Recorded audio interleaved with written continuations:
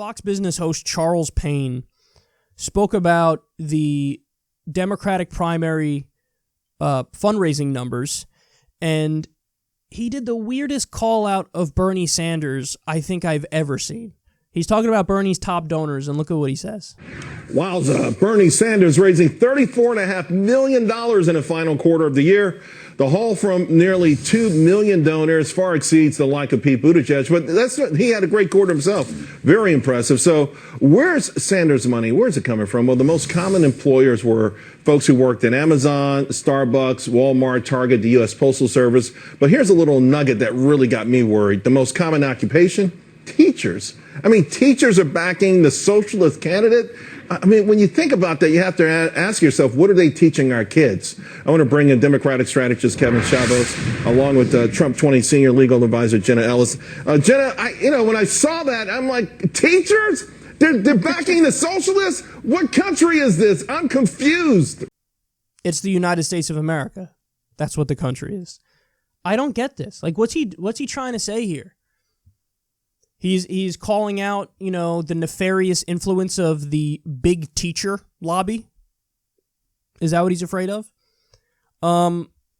There's a rich tradition in the United States of democratic socialism.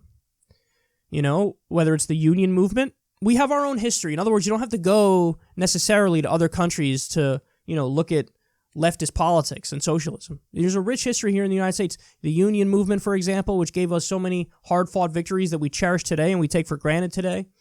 The great Dr. Martin Luther King Jr., democratic socialist. He was assassinated while doing an event fighting for economic rights. And famously, that was his project at the time. They had won on the Civil Rights Act and the Voting Rights Act, and then it was time, okay, well, we're going to graduate now, and we're going to go after workers' rights and economic rights. He's got so many great quotes about the biggest injustice of all is injustice in healthcare, and how he believes in a living wage, and all these different issues. So, MLK, as American as apple pie and democratic socialist. Eugene Debs, a little-known man by the name of Bernard Sanders. I mean, these are...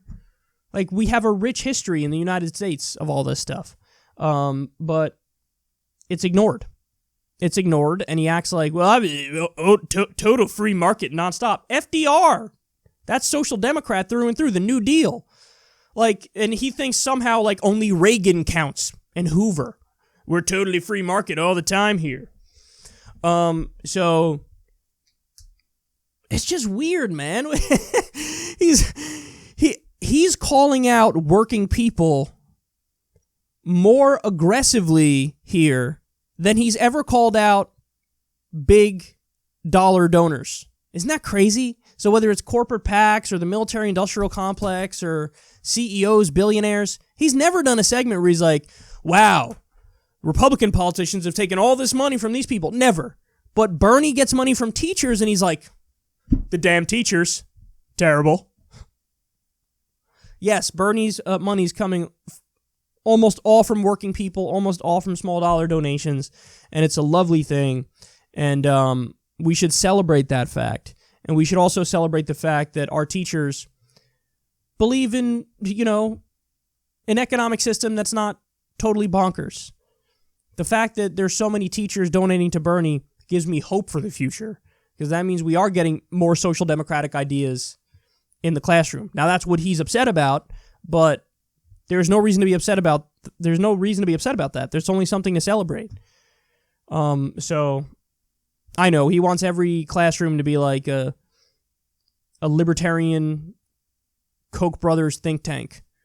He wants there to be nothing but wall-to-wall propaganda about regulation being bad, taxation always being bad, universal health care being bad.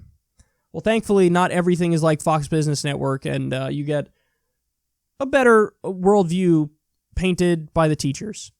And I think they're definitely a hell of a lot more spot on than Charles Payne has ever been.